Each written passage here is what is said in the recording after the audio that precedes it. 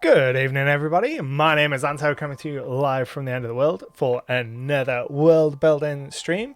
We do these every week. We've been doing it for a couple of months now. We get together, we do some collaborative world building and build out my next campaign setting, the Jewel Cities of Talavar. While we're waiting for everyone to get the notifications and come in, say hello in the chat. Say hello. Hello. We are going to be doing some more, I think, faction world building this evening, and we're probably going to get some more location world building done. I'd like to get another one of the regions in the Jewel Cities up to having a pin in every single hex. We've done that for a couple of the locations now. I'd like to get another one of those kind of built to that point, because it's a really nice place to be at with the locations. Hello, Strain, how are we? I think we're going to work on Novaris today, which is the region previously known as Vale Enemy, kind of south of the Vale. Has a bunch of people whose ancestors come from Valoroth, which is one of my previous campaign settings. We're probably going to work on there and try and get them up to having at least one pin per hex in that region. So it's a useful thing to have when it comes time to running adventures in these regions. Having a pin in every single hex means there's always something for the players to do. What else is new? I got fancy new lights. So I was playing with those for like the last hour before the stream, and you can make them do all kinds of stuff. Like I can control them through my phone, I can turn them off and plunge us into darkness, and I can turn them on, and then I can go ahead and I can change the colors on them and go all like teal and orange, which is really cool. Or then I can control them like both at the same time. I've still got a bunch of stuff to figure out in the app, but it's pretty cool. They've got a bunch of like really niche features, like you can turn them on to party mode and have them cycle through colors. And it's got like a siren mode that's got like red and blue flashing like it's a police car. And earlier on I turned that on full brightness and my eyes still hurt. Like I fully blinded myself doing it, which was just not good. Just seared into my eyes and absolutely blinded me. Right then, so let's go ahead here and take a look and press the right buttons and figure out what we're doing.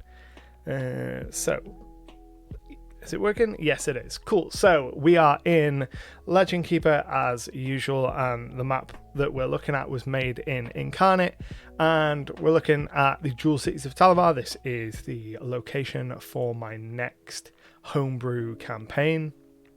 This is where the players will be adventuring, and we're going to do some more world building. You can see that we've got like 350, I think, by the last count, or around there, 350 pins added to the map so far.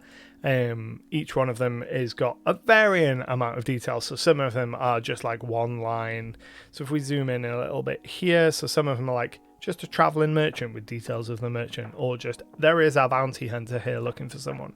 And then others are location specific, so information about a city, and it's got a whole bunch of information on the city and who lives there and how things work. I think this evening we're going to start in Novaris, which is this region here. It runs from this cliff face here, the shield, and then it runs southwards down this river and then to the coast. And the whole kind of thing with this region is that Novaris and the Vale, which is the region up here on the raised area above the cliffs of the shield, they have been at war for a long time over a resource called Timestone Elysium, which crash landed into this island chain many years ago, and then there was a whole war between these two nations to try and claim that resource and figure out who is going to end up controlling it. Novaris lost, so they were the losers in that war, and then a lot of kind of the modern day stuff that's going on in this region is as a result of losing that war and the kind of fallout that's come from that. Navtal, how are we doing? Cool. A whole bunch of you must have gotten the Discord numbers because everything's going in. Welcome, welcome. Don't forget to say hello in the chat. Get involved. There are a whole bunch of ways that you can spend challenge points. So as you watch the stream, you accrue gold crowns, which are the little gold icon beneath the chat. You can spend them on naming NPCs and locations, placing monsters and items, and doing a whole bunch of other stuff as well. Navtal says, do you have any particular theme today, or just doing random pins? I'd like to get Novaris as close to a pin per hex as we can get. Like we've done for the Vale and Aeldal and Hirondale, which is where House Delacroix is. I'd like to fill out Novaris. So we know that Novaris is filled with people that originally came from Valoroth, which is a nation to the east across the Gleaming Sea. That's where my first campaign took place. The country was destroyed and turned into the Shattered Isles, and a whole bunch of people fled west and ended up in the Jewel Cities in Novaris, and that's kind of where the ancestral seat of this region comes from. We know that they have been at war with the Vale and they lost, so there's a lot of that kind of theme going on. And then we have the connection to the Time Stone, to the Elysium off on those islands, which they fought the war over. So if we go ahead and click on the Novaris pin here, let's see what we've already figured out. So modern Novaris, founded when the refugees fleeing the Valoroth Civil War and the Cataclysm landed on the shores of Or, and it represents a chance to return to the old ways, so the worship of the sacred dragons, so that's Ishtar, Bahamut and Tiamat, and Alasia, but that's kind of a sore subject given that they've lost a war trying to fight over the Time Stone. So the current king is a distant ancestor to the kings of Valoroth, and he has been taken prisoner and imprisoned in the Vale as a result of the Time Stone War. And even though he's still technically the king, the actual region is currently kind of stewarded by a Dragonborn, one of the OG Dragonborn. So in my setting, the Dragonborn were created by the kings of Valoroth kind of 1,000 years ago, maybe not that long ago, but getting on for it, close to 1,000 years ago, to be kind of super soldiers, and we play a lot with that kind of super soldier serum idea. After their creation, a lot of other magic users and scientists were trying to recreate that, and that's how several of the other kind of ancestries are supposed to have come about. So there's rumors that that's how kobolds came about. They were trying to recreate the kind of dragonborn formula and didn't get it right and ended up with kobolds. So the region is currently ruled by one of the original dragonborn that came across from Valoroth, so this very old creature, and they're ruling in the stead of the king, who is currently in prison. So I'm sure there's some political intrigue that we can get in there with kind of going and rescuing the king, or at least attempting to. I believe that the king is being held in Malachite up in the Vale. But so far in this region, we've got 3 different cities. We've got Granite, Obsidian and Amber, and then we've got some pins going on. So I'm going to go ahead and jump over to my XL generators so that I can go ahead and see what we can get in terms of some pins to place down. So we've already got some bounties there, so some monsters. Have we got much in the way of monsters? So we've got a wooden basilisk, an owlbear, the Mothman, and some Chull. We could do with some monsters up here. So we've got tier 1 monsters. So let's go ahead and take a quick look at the Pathfinder monster list, and we'll have a look and see what kind of tier 1 monsters we can get out of this. So I've got all of the Pathfinder creatures in my Excel sheet so that I can kind of filter them and all that stuff. So let's have a look here. What kind of monster types do we want? Let's go ahead and have a look at what we've already got and get a sense of what they are. So Basilisk is going to be some kind of monstrosity-esque thing. The Mothman's similar kind of thing. Most of these are kind of creatures. So let's look more towards the elemental and the extraplanar or aberrations. There's a web lurker. That sounds pretty cool. Now let's go ahead and see what the web lurker is. So the web lurker is known as Etacaps. Oh, the Etacaps. Yeah, those absolutely monstrous things. Spider people. CR3 not only dwell within the layers of spiders and swarms, but actively cultivate and shepherd such vermin. So they are spider kings. I think that could be an interesting creature to put up here in the Dragon's Wood, or to put over here in the woods in kind of the baseline of this mountain. We've already got a reasonable amount going on in Dragon's Wood, so we'll put them up here in this mountain range. So we're going to go ahead and create from template, and then we choose quests, and we go web lurker, and that's a level 3 monster. Go ahead and hide the page and hide the pin. Copy our image and paste that in here. So web lurker and an army of spiders.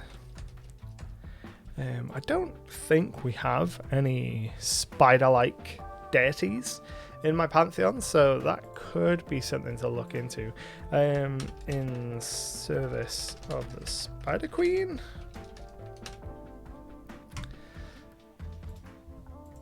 That could definitely be a way to take this. Right, so that's one pin down. Next one, we've got some kind of logging camp. Okay. So I feel like this is going to be possibly here. This town. Yeah, that can possibly be this town. Have we already got a logging camp? We do have a logging camp. So we'll just put a pin for that there. And hide that pin so that we know that that town, the main function of that town is kind of a logging town. And they'll be chopping down the trees and stuff. Disrupt the Mothman and have to deal with the fallout from the Mothman. Now, do we have adventurers camps anywhere in this region? I don't think that we do. Let's just double check.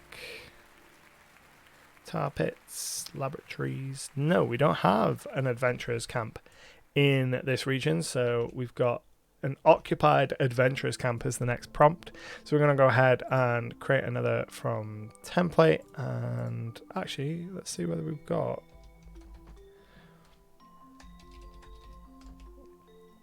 no, we've just got destroyed. I don't know what's here.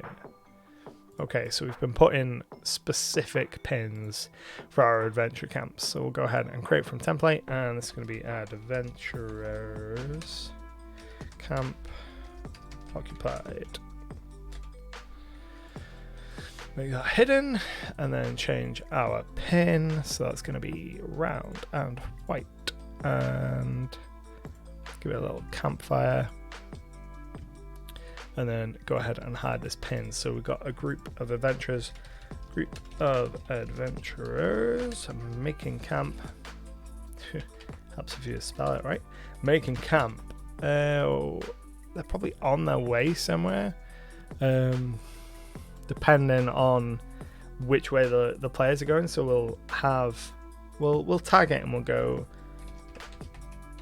If the players are going towards Granite, a group of adventurers making camp on their way to Granite to watch the Gorgon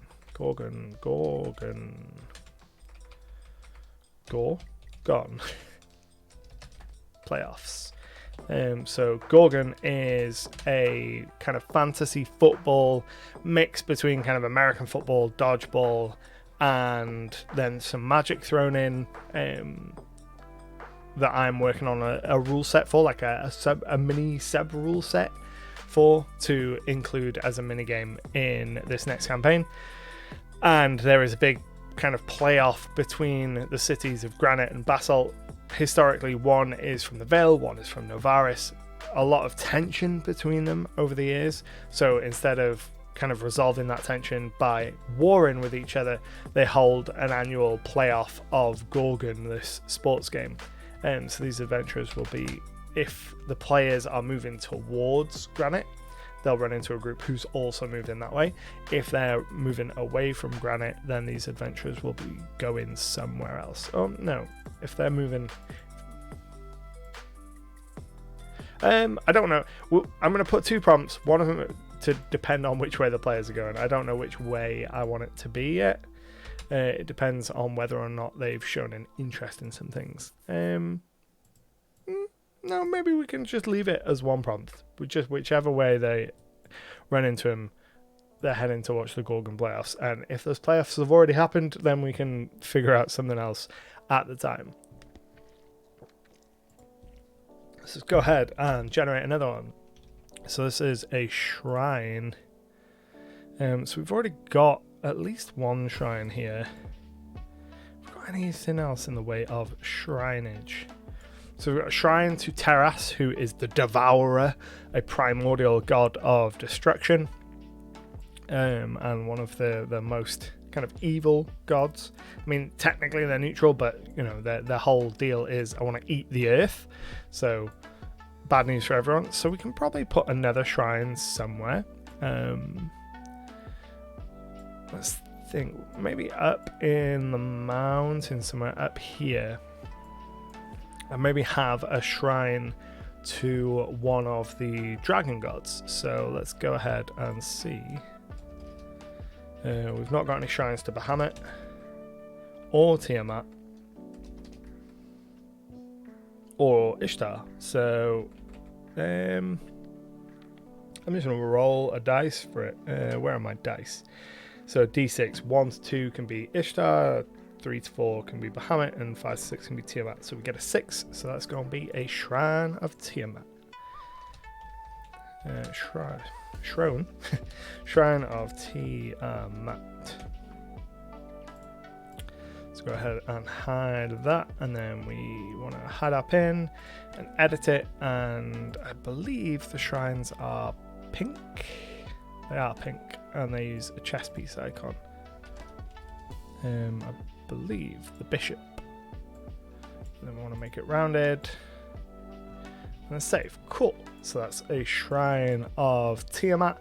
So the people of Novaris, their kind of principal religions are those dragon aspects, Tiamat, Bahamut, and Ishtar, and so it makes sense for there to be a shrine dedicated to one of the dragon gods there. So the next point of interest is some kind of underwater locales. So we've got this. Oh, we've already got one here. We've got the Waters of Rejuvenation. Resting near these grants 3 times normal healing. So we can go straight to the next one. Some kind of toll bridge. So we've got Coward's Barrow. We've got Garnet, which sits... I'd actually forgotten about Garnet. Garnet, which sits kind of on this river. So we could have some kind of toll going on in this town. Who would collect that toll though? Because this is the border between Novaris and their westerly neighbours. So probably wouldn't be a toll. So let's avoid tolls for now. Dark ritual site. Those are always juicy. So what kind of dark rituals can we have in Novaris? So they are very draconic worshipping. I'm sure there will be some kind of dark rituals happening at the Terras Shrine. So we probably want to place this a fair bit away from anywhere else. Or at least certainly away from the Terras Shrine, because otherwise we're just doubling up on our content. So let's go down here. When I think of dark rituals, my mind almost always defaults to forests. So I'm thinking maybe we don't go forest and we go maybe we go to one of the settlements and there is some kind of dark ritual happening in the city of Amber, and then we can figure out what that is after the fact. Have we got a pre-existing dark ritual? No, we have not, so we can make one. Create page. Nope. Create from template. So some kind of ritual site. So we've no idea what this ritual is going to be. Sacrificial ritual to demonic and old crypt. Could go sacrificial. I think... Where's the closest ritual site? I think it would be up in the Vale. There is a ritual site for Noctis, who is the god of nightmares. And there's a night hag leading like a little cult there. And sacrificing people. So I probably won't go the sacrificial route necessarily. I know, I've got it. I know exactly what it's going to be. Let's press all the wrong buttons. So in Valoroth, which is the nation that these peoples fled from, they fled during the Valoroth Civil War. During that Civil War, one side of that conflict was working with and trying to empower Parax, who is known as the War Master.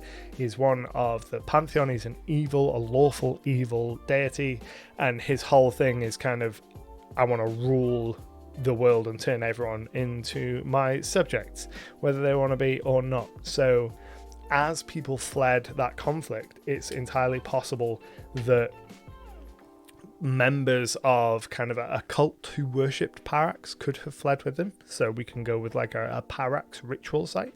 That could be really cool. Bob, subscribe with Prime for the 9th month. That's awesome. Cheers, dude. Right, so let's change this to a Parax ritual site. Descendants of those of Parax worshippers who came over on the first boats to leave Valoroth. And then we can figure out, you know, the specifics of what this group is doing and what their dark rituals are closest to the time. But it's good to know that they are there and that there is a kind of in-universe justification and connection with them. Not Parax. Parax. I still haven't changed the batteries in my keyboard. It's been like 3 weeks and it just keeps holding on. And every week I'm like, feel like it's getting close because we're losing a lot of keystrokes. And then the stream finishes and I forget about it because during the week, whenever it happens, I'm so used to it happening when the batteries are on the way out. I don't think about it. Then the stream comes around and then I super notice it. Let's go ahead and generate another site. So we've got some kind of primordial creature's bones.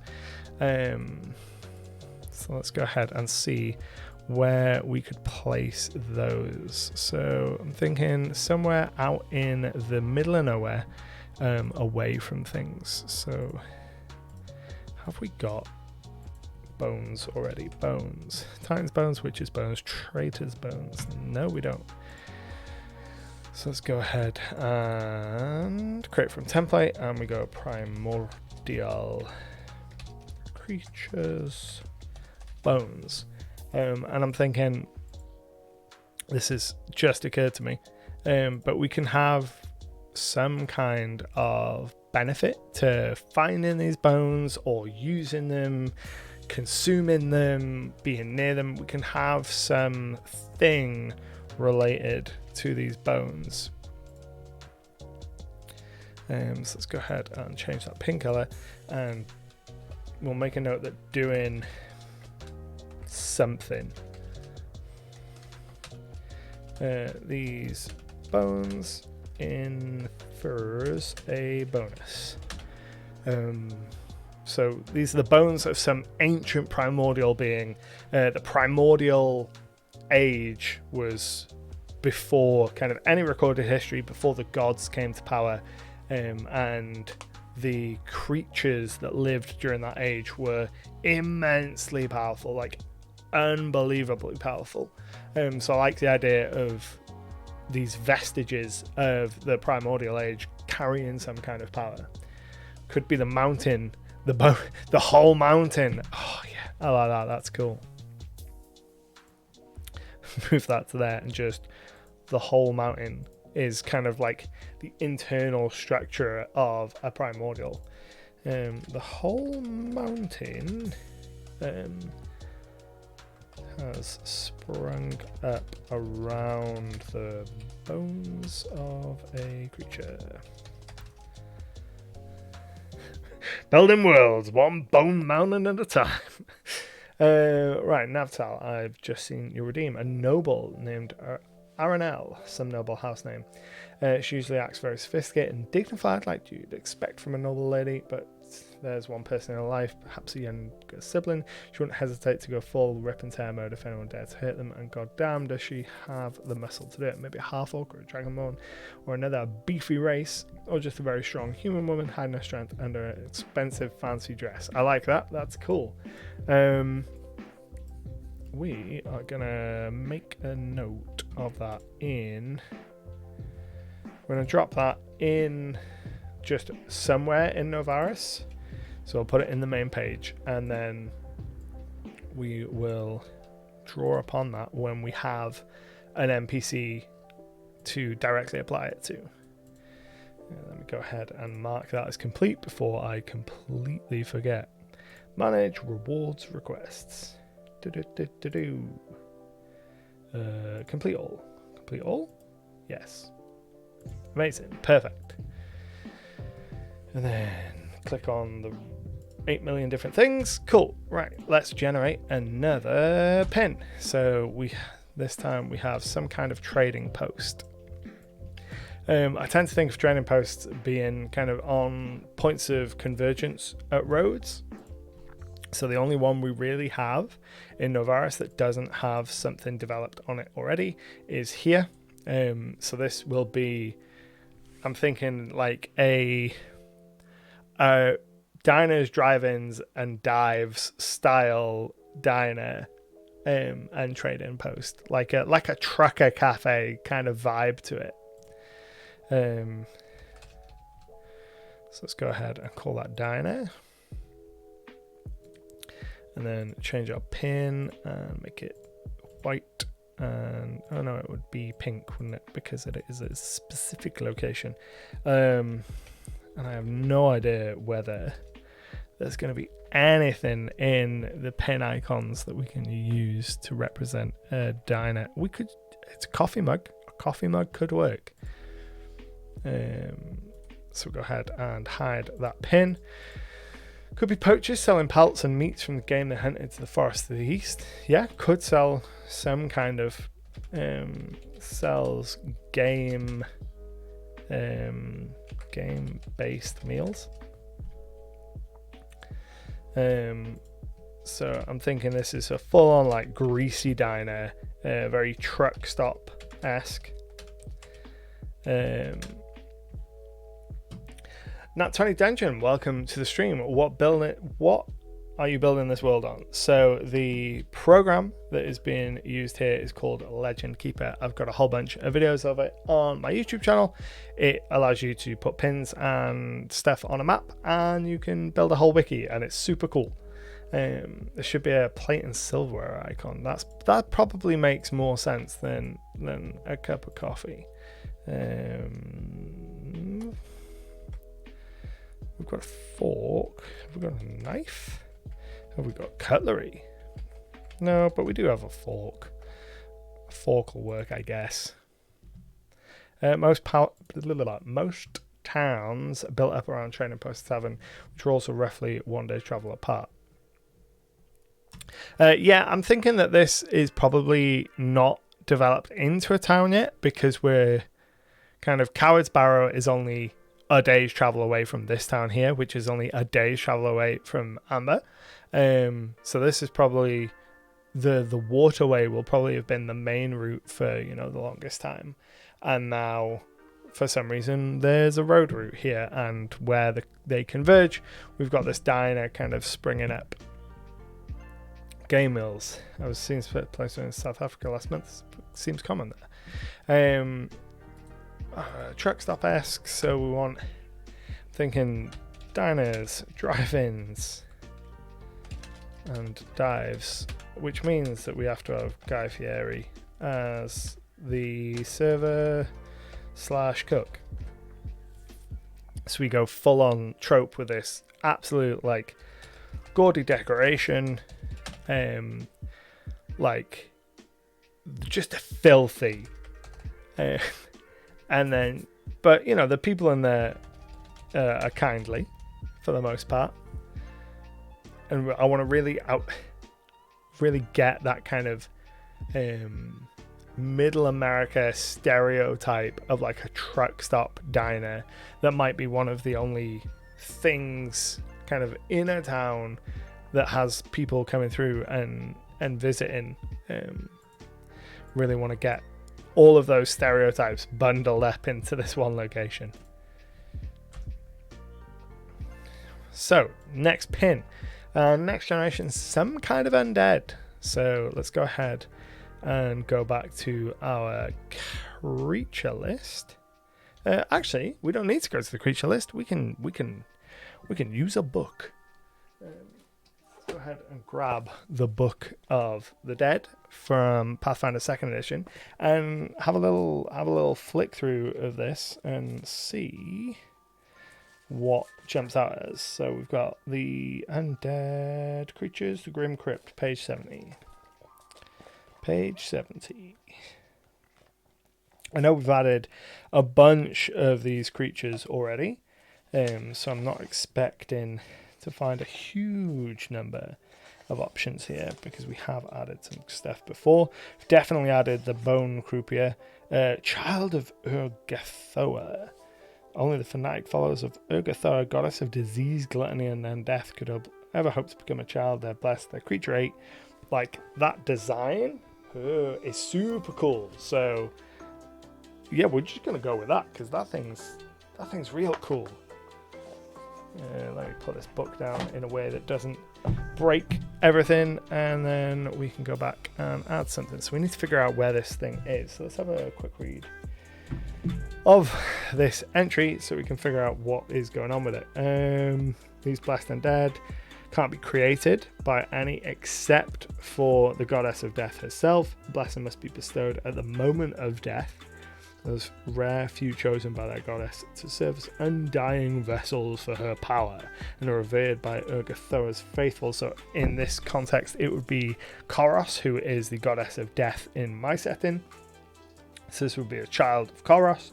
So a child of Koros is arrogant, notoriously cruel, utterly devoted to their goddess and her teachings. They show no favor to members of their faith, inflicting pain, yada yada yada. So they can wake the dead and the pallid plague.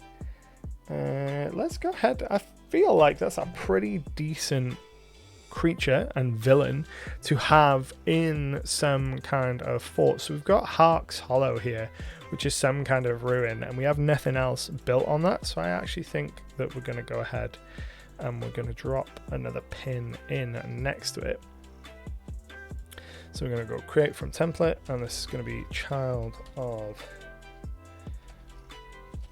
Koros, and then we'll have to make a note that this is actually using the profile of the child of Urgathoa.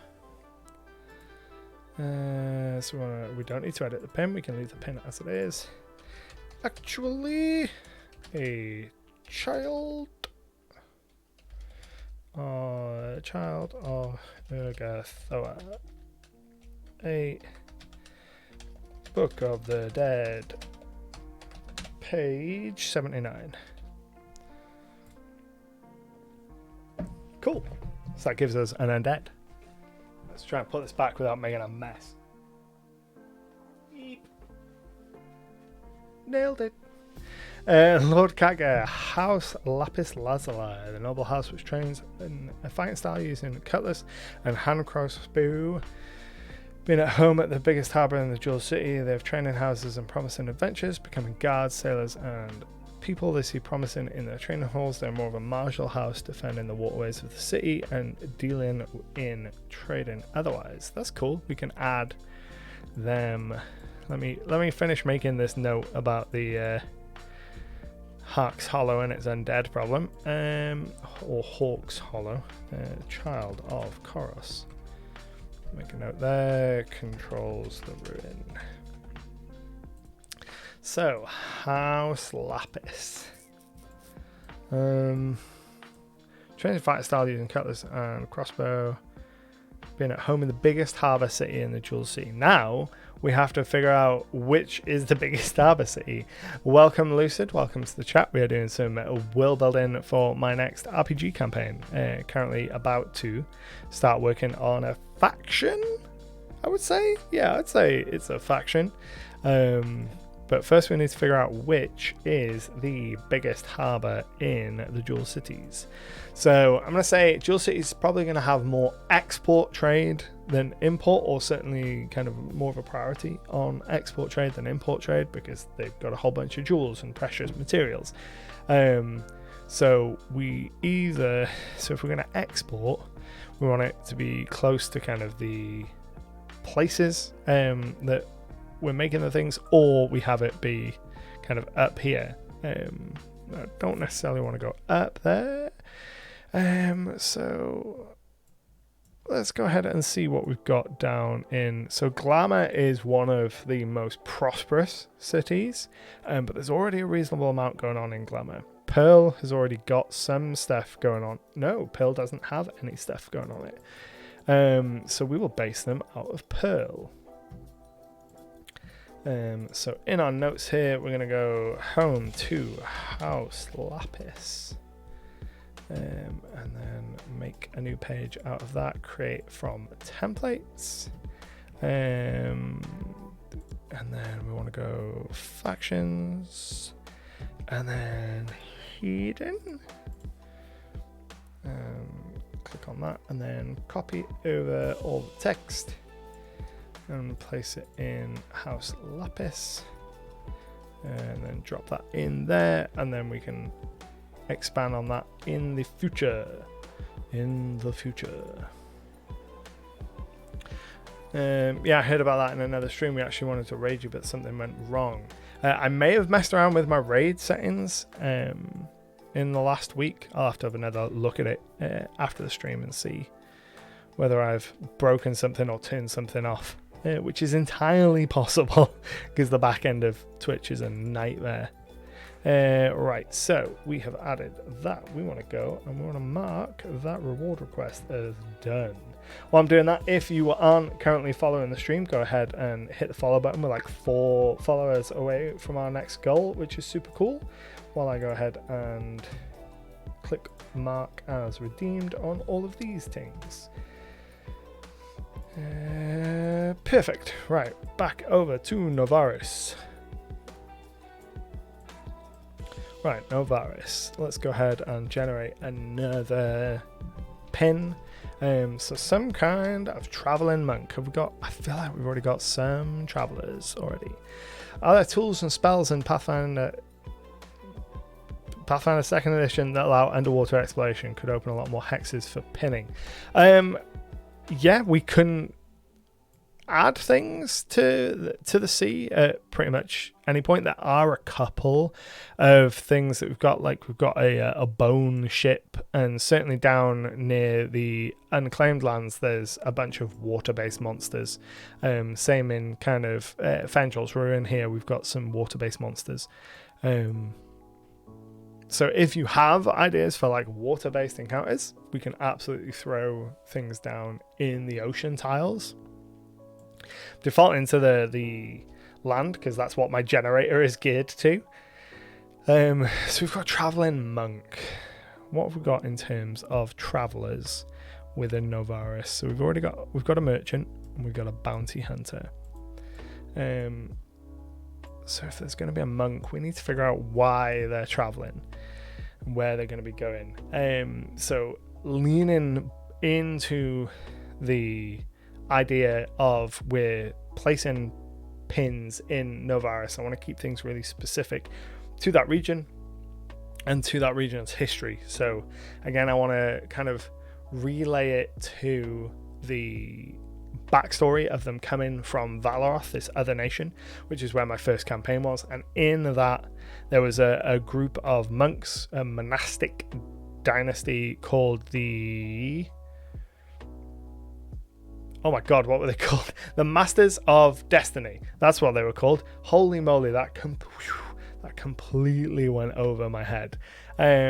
So we will have some kind of pin relating to a traveling monk who is either a part of or is seeking the Masters of Destiny, and is trying to find out some information. So if they want information and there's not an existing kind of Masters of Destiny monastery or dojo or whatever kind of institution we have, they would probably go and try and find that information in Obsidian. So we'll put them a day away from Obsidian, and then we'll go ahead and create from template. We want that template to be quest and traveling monk. I want to introduce myself. I'm Lucid. I'm a DM and I make a lot of homebrew. Welcome, Lucid. Thank you for stopping by. Much appreciated. As you watch more and rack up channel points, you can spend them on a whole bunch of stuff, like naming NPCs and placing monsters and a bunch of other cool stuff. If you click on the little gold coin, you'll get the full list of stuff that is available to spend the channel points on. It's always appreciated getting involved in the chat and in the collaborative world building process, because that's what makes these streams so fun. Right, so we're going to have this traveling monk here. We're going to hide this pin, and then we're going to make a note that they are on their way to Obsidian. Obsidian to gather information. Now here's where the Masters of Destiny already exist. Perfect. So this monk is heard of the Masters of Destiny. This was a monastic tradition in Valoroth. They were kind of instrumental in bringing down Parax, who was this evil god that was trying to take over Valoroth during the Valoroth Civil War. One of the player characters from that campaign arose to be the Master of the Phoenix and took on the Phoenix form and kind of transformed into a phoenix and had this incredible fight with like a nightmare dragon over the city and sacrificed himself. It was epic annals of history level stuff. So this monk will be on their way to Obsidian to kind of read about and find information on this monastic tradition, and maybe they're looking to kind of restart it or get some information, track someone down. Those are the kind of things that we can figure out closer to the time and when the players are in that region. But we have the starting point, which is the purpose of all of these pins, is to get that starting point down.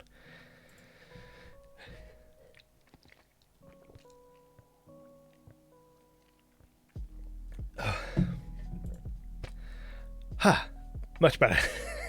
Right, let's generate another pin. So some kind of spoils of war. We always love spoils of war. I thought about a ruin of a city on a cliff that was eroded by the sea, resulting in most of the city slowly falling deep underwater. Could make rumors about a temple full of holy, magical, cursed, whatever you want artifacts that collapse there, and people try to dive down to search for it.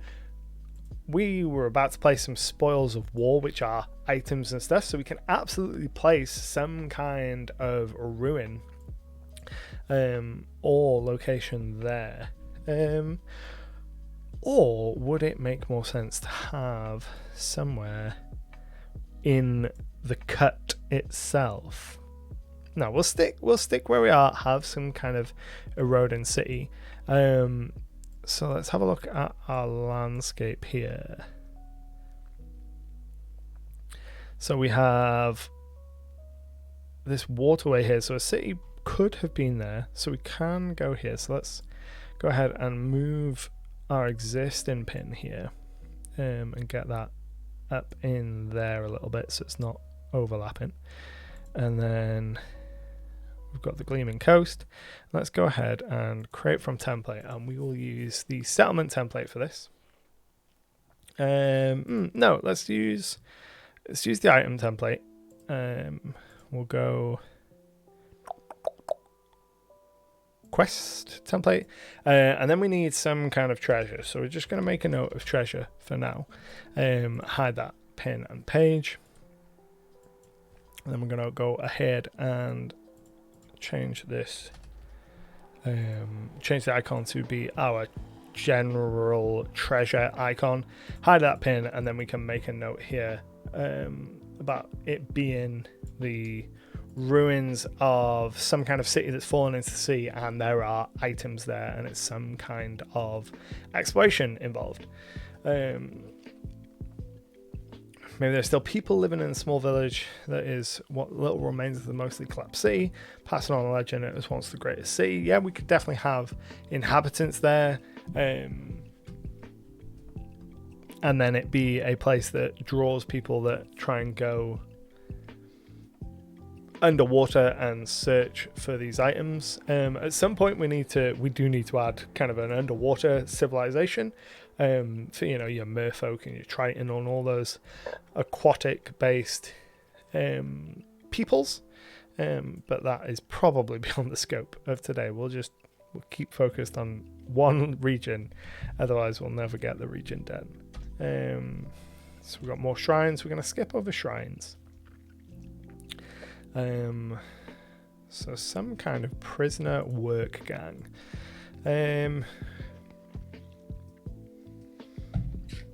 We could have escaped prisoners. There's not really much of Novaris that is coastal north of Obsidian, so if we're going to have it, maybe we could have some escaped prisoners in this place here. So let's go ahead and create from template quest escaped Vale prisoners. So there's going to be kind of prisoners of war from the Timestone Wars that were held in Obsidian that have escaped. So we want to edit our pin and change that to be our general kind of quest point of interest marker. A group of prisoners of war from the Timestone Wars have escaped Obsidian and are on the run. Oh man, what if the merfolk migrated into the fallen city and now call the underwater ruins their home? That could be cool. And they're defending the treasure they believe is rightfully theirs. Find escapists is the rule of the sea. Yeah, I like that. That could definitely be an option. I don't know. We've got some chal up here. I can't remember what. So that's a underwater cave system. We could go with some kind of potential merfolk or similar. Let's actually have a look at the Pathfinder creature list, and we will see what we can see about aquatic creatures. So let's go ahead and change our filter to be all right type. Have we got aquatic as a type? That's a very good question. I'm sure I've seen aquatic, but I think it might be a subtype. No, it is not. Family. There we go. Family will be where we want, right? That's a lot of creatures in family. Right, we're going to put a general note there rather than a specific creature. So create from template. So waterfolk. And we'll figure out who they are when I can sit down and look through the bestiary and find something that works. Sitting and reading through the bestiary is not at all exciting. So let's go ahead and hide that. Figure out what water peoples moved into the sunken sea. Perfect. Basically pirates, but on the other side of the water surface. Yeah, exactly. Let's jump back to our point of interest generator and have a look. So we've got another bounty location. We've already got some of them. More shrines. We've got some of them. Spoils of war. Some kind of spice mine. For mining of the spice. So yeah, we can put some kind of spice mine in there. Probably up here, where this river runs into or from the mountains. So if we go ahead and create from template, and this is going to be a spice mine, hide that page, edit our pin. This is a permanent location, so it gets the pink one, and then we need to figure out what the icon for spice is. Is there any kind of what do we want for the icon for spice? We could use an some kind of lab alchemy type stuff. We'll go with that for now. No, rock, mountain.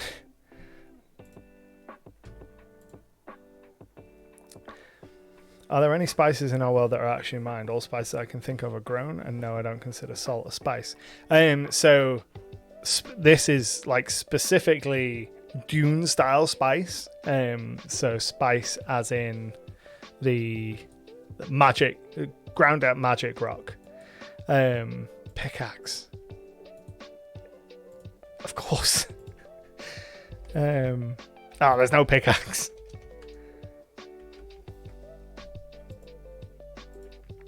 No, I'm thinking specific, some kind of spice that's more akin to the dune spice. The spice must flow, exactly, rather than necessarily a culinary spice. But it could be used. It doesn't have to necessarily be exactly the dune spice, but it could be something that is mined and then used. Another magic rock, but in death form. Exactly, more magic rocks. Or it could be some kind of not wildly dissimilar to salt for it. So something used in culinary circles.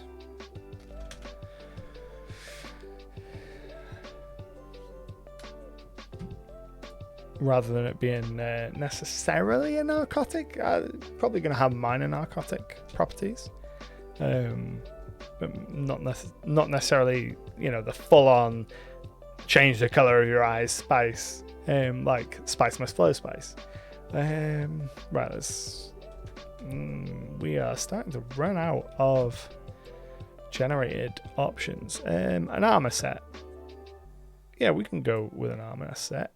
We have not got a huge number of items going on in Novaris. We've got Golden Goose and we've got just generic treasure. So let's go ahead and put some armor somewhere. We need to fill in some of these blank spaces. So let's go ahead and down here. And then I need to go to my list of items and then sort by armors, and then let's roll a d20 and figure out what level we want this to be. So it's going to be a level 15 item. So are there any armors? We'll go kind of level 13 to 17 as our specific range. So we've got the Sovereign Steel Armor. That's pretty cool. That's a cool name. Elven Chain, the Forgotten Shell, Harmonic, Halberd, Noxus Jerkin, Psychic Brigandine, Glorious Plate, Victory Plate, Plate Armor of the Deep, Fungal Armor, Armor of the Holy Warrior, Impenetrable Scale, Prismatic Plate, Jerking of the Liberation. What, Sovereign Steel? That sounds cool. Sovereign Steel sickens certain creatures that touch it. A creature that with weakness to cold iron that critically fails an unarmed attack against the creature in Sovereign Steel becomes sickened 1. Such creature is sickened 1 as long as it wears Sovereign Steel armor. The no equivalent Sovereign Steel armor provides protection against magic, +1 bonus against spell attacks. If you cast the spell while wearing Sovereign Steel armor, you must make a check. Yeah, I like that. Sovereign Steel armor, and it is 13 for standard grade. Sovereign Steel sounds eerily familiar to one of the names of the magical steels in my world, which I named without ever seeing the name elsewhere. It's how it goes. There's only so many cool words, and I feel like we default to alliteration a lot of the time, which rapidly shrinks the word pool. So Sovereign Steel armor, that's going to be level 13. We make that quest, we hide it, we create our page and pin, we edit our pin, we change that to be specific magic items. So this is some kind of stars. I think that was our magic item icon. Oh, we didn't change the shape. And there we go. Hide that pin. So armor is on a fallen warrior from the Timestone War. Lord Kaka, Harkonos Stone, a ruthless Orod merchant guild leader in search of the spice on the isle to use its unknown properties and value to gain political and especially personal gain from it. Nice. Let's go ahead and figure out where we'll put that in the entry for the spice so that we remember that it's there. And then we can develop that out later. Side effect, the food is eaten afterwards in a 48-hour period. It's terribly bland in comparison, so it's pseudo-addictive. That's a neat idea. I like that. Kind of draw in that, it's going to give you some benefit, but you'll get some drawback from it. Bob has contributed to the Old School Adventure Review Challenge. I completely forgot about that. Yeah, we have... we have a channel reward point challenge. Completely forgot the words. This is what I get for streaming and starting at like 10 p.m. We get about halfway through and my brain just starts shutting down. Yes, we have a channel reward challenge. So for a while I've wanted to dig through some of the old school adventures, things like Against the Cult of the Reptile God and those kinds of adventures, and see how they stack up to kind of modern sensibilities. And I feel like it would be a really cool thing to do on stream. So I've put it up as a challenge for the next like 24 days. Thanks to the Bob and the narrator in Shadow, we're already like 25% of the way there. It's a useful way, like putting up challenges, it's a useful way for me to know whether ideas are things that people actually want to see from streams as well. Also, I think you just copy and paste the armor description in there. Did I copy and paste the armor description? No, I got the name of the dude. My brain. Did I? Yeah, the armor is fine.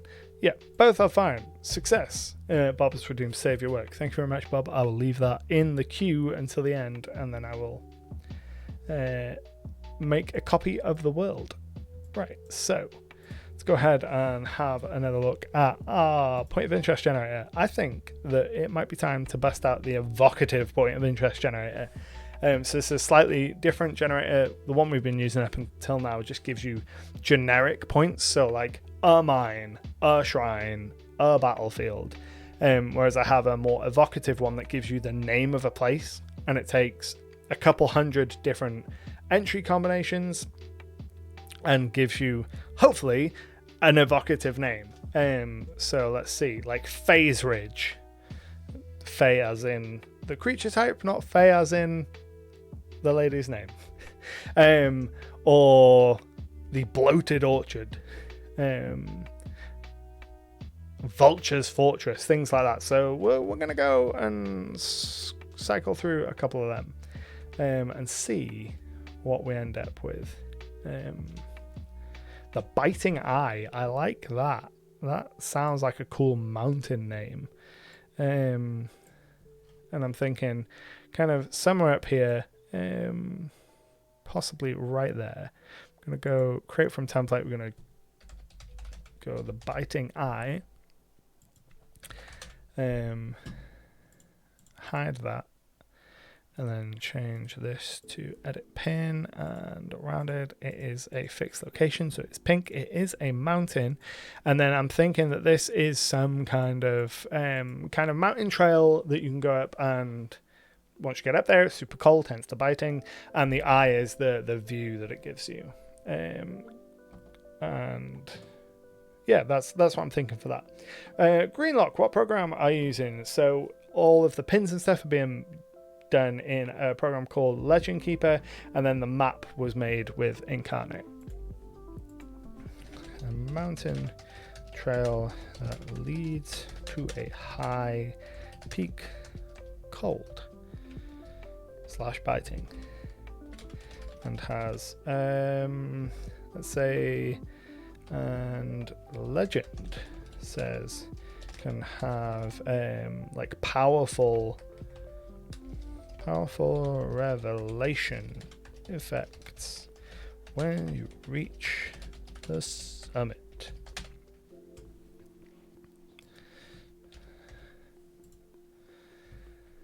Bloated Orchard sounds like a colony of obese tree ants. It does, yeah. So let's go ahead and generate another evocative place. Some of them are not that evocative. Like we've got Teasing Pasture, because obviously it's just pulling from 2 lists of names. You're not always going to get great options. Greenlock says I use Wonderdraft. How would you compare Incarnate to Wonderdraft? They both do broadly the same things. The reason I switched over to Incarnate is the assets themselves are much higher resolution, so you can export your map way bigger and zoom way more in without losing detail. I find that in both Wonderdraft and Dungeon Draft, the base assets are lower resolution than I'd like for the scales at which I like working with maps. So this map was exported at 8K resolution, I believe. It takes like an hour to export this map anytime I make changes.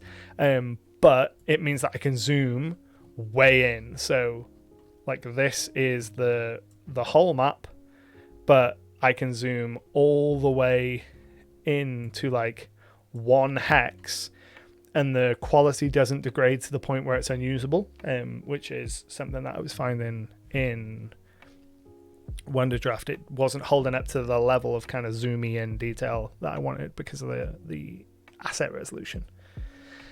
I am going to do a video on Incarnate looking at it, but I'm holding off because they are due to release a pretty major update soon, TM, that's going to finally add room building, like snap to the grid room building like Dungeon Draft has, and add a old school style black and white OSR-esque theme. And I'm waiting for them to release those 2 elements, because I know as soon as I make a video, they'll release them and my video will be immediately out of date, because half of the things that I'll want to say about it will have been outdated by the new release. So as soon as they release that, I'll finally make an Incarnate video. It's been a long time coming. Right, let's keep generating names. So Teasing Pasture, that's no good to us. Spider Park, they're not all winners. The Broken Rapids, the Forbidden Tundra, the Gilded Gulf, Diamond Roost, the Sapphire Cairn. I like that. I don't think that we have Sapphire as a name of a city, which is a missed opportunity. And if we don't, I'm going to go and name a place Sapphire right now. We don't have a place named Sapphire, so let's go ahead and find one of our cities, which is right here. We're going to go and we're going to name the city in Hirondale, which is where House Delacroix are from, and we're going to call this Sapphire. The City of Sapphire. Can't believe we didn't have Sapphire. That does seem unbelievable, given how many other precious gem names we've had. Perfect. So I still like the cairn aspect of that, and we'll keep that for something. So we'll jump back over to Novaris and add some kind of cairn in but a moment. Navtal says, my main problem with Incarnate is the monthly payment, and I'm considering how I'm not mapping all the time and will forget cancelling reactivating my subscription when I take a long break. I'd rather pay once for the drafts and call it a day. That's completely fair enough. I was very much pro one payment. I don't want recurring payments. I've completely changed my mind on it now, and the kind of Wonder Draft Incarnate example is sort of the reason. So when I initially reviewed Wonder Draft, for me it was better than Incarnate, and I preferred it to Incarnate, and I made my bold statements of it being better than Incarnate. It was in the thumbnails and all the rest of it.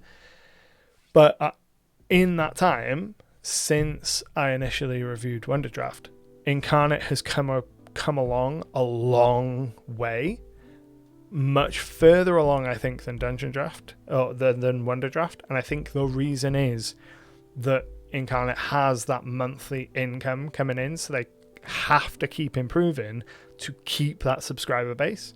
Braden from Legend Keeper puts it really eloquently in that the sales as service model, you have to earn the payment from the customer every single month. You have to prove to the customer that it's worth it every month. And I like that element of the kind of monthly subscription model for things when it is being properly utilized, when the companies behind them are taking that to heart and making improvements and listening to feedback and generally making new features, not necessarily feature bloat. So I think that's something World Anvil struggles with a lot, is they have a lot of feature bloat. But when it's done well, like with Incarnate and like with Legend Keeper, and the companies are going, right, we have to earn this money, so let's keep providing new value. I think you do get to the point where those sales as service options overtake the one-time payment options, which is what I personally think has happened with Incarnate and Wonder Draft. When Wonder Draft first came out, the one-time payment of it was a really big kind of selling point for me, but then the features haven't kind of crept up alongside, and I feel like the version of Wonder Draft that I use now is broadly the same as it has been for a long time, whereas I don't feel like that's the case with Incarnate, certainly compared to when I first started reviewing Wonder Draft. But that being said, having to pay for something every month is an expense, and I completely understand when people are like, no, I just want to pay my $30 once. Like, another thing I prefer Wonder Draft with is you can save and access stuff offline, unless Incarnate added that as well. That is another very, very good point. It's not something that bothers me, because I only have a desktop. I have a laptop, but it's an old pile of junk, and there's no way I'm doing map making on that. So I'm only ever using it when I'm sat at my desktop, and unless there is some kind of outage, I'm not without internet. So it's not something that I ever take into account too much. If I was a predominantly laptop user, I probably would kind of do a lot more with offline options. Same with Legend Keeper. Legend Keeper is always online. Offline support is coming so that you can make changes and they will update when you get back online. If that's not already a thing, that might already be a thing. But the whole payment versus recurring payment versus one-time payment, and then always online versus being able to take it with you and not be reliant on the internet, both entirely valid for which you prefer. So we want to add some kind of cairn. So I'm going to go ahead. I'm going to Google some cairns and see. So there's a man-made pile of stones raised for a purpose, usually as a marker or as a burial mound. So yeah, we got that fine. So let's put let's stick the old reliable fantasy in the option and see what we end up with. So some kind of burial location. So we can probably incorporate some kind of monster to it, which means we're probably going to incorporate undead again. So I put the Book of the Dead away too eagerly. So let's go ahead and jump back. So we were on page 72, I think. No, 79. So let's keep going through here and see what kind of creatures we can incorporate into a cairn. So the nightshades. Creatures of the outer planes that have travelled here. That's kind of cool. Probably don't want to go for that. Page 83. I know, no idea what's there, but I like the number. Those are the Darvaka, the nightshades. So hang on, let me switch the old face cam so you can get a bigger look. These weird looking, like half undead, half shadow creatures that are weird and monstrous. So the Vaniver, the Nightwings, humanoid bats shaped from void and shadow stuff. Their red eyes glowing like tiny stars in an otherwise lightless night. Though powerful, the least of these Darvakas, most likely to submit to a master. They're level 13 and they're the least? Holy moly. So we could go with these shadow creatures. Let's have a look and see what else we've got. Oh, the Death Coach. I love the Death Coach. Deathless Acolytes. Those are an option. We've got like skinless monsters. The Flux Wraith. I really like the Flux Wraith. I don't want to put it in a cairn. But I do really like the Flux Wraith. It looks like an undead and a Wendigo had about it. Does, doesn't it? Geists. Geists are always cool. What is that? Goldaco. Cyclops Necromancers. Probably not something we're going to find in a cairn. And that... Is that... No, that's not the only option. So we've got ghosts. Ghouls. Ghouls could be an option. A restless spirit. Grave Knights. Grave Knights are always a good option. Herexen. Undead heretics driven by hate to destroy the deity they once served.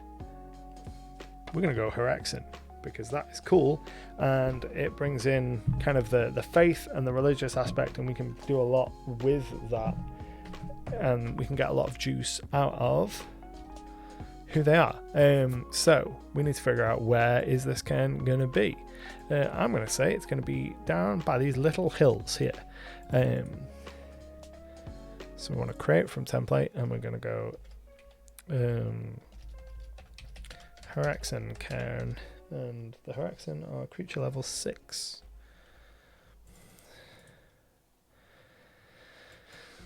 Herexen PF2. So we can grab our pictures. Wait for that to load. And then we can... Oh, did we make that a settlement? Ah, we made it a settlement. No. Gosh darn it. Right, let's go and delete that page.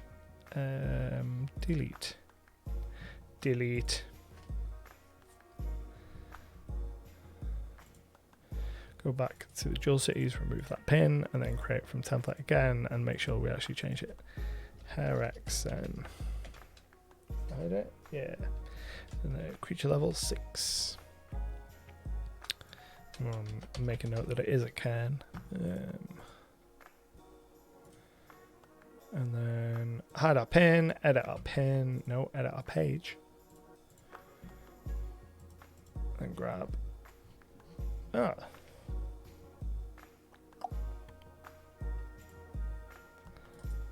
So we'll grab just the regular one. We have been looking at the wrong creature. So we're looking specifically at the Faithless Ecclesiarch.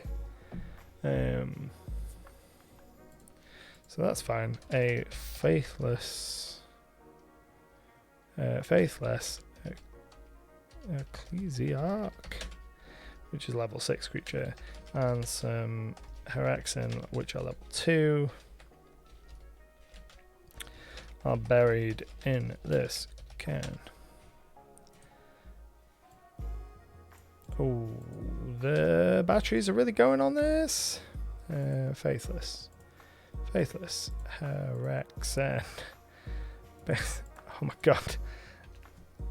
It's really not. Oh, I misspelled absolutely everything. H-E-R-E X-E-N. Buried. Right. Hang on. Bear with me. I need to change the batteries on the keyboard because that's the problem.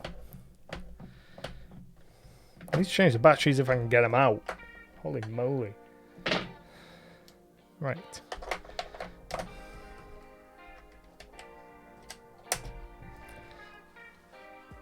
We have power! And hopefully that means we have the ability to do proper typing now. Prippy said, had no idea you streamed. Your videos got me into Wonderdraft and later into DMing. Thanks. You're very welcome. Yes, I do stream. We've been doing it, gosh, like 2-3 months now. And we met our follower goal. That's awesome. Yeah, we do it every Sunday night, starting at 10 p.m. UK time. We usually run for about an hour. And we do collaborative world building, and we're building out the next location for my next campaign, which is the Jewel Cities of Talabar.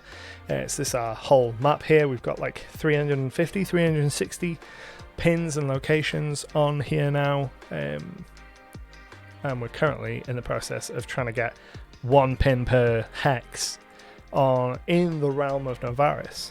And I think we just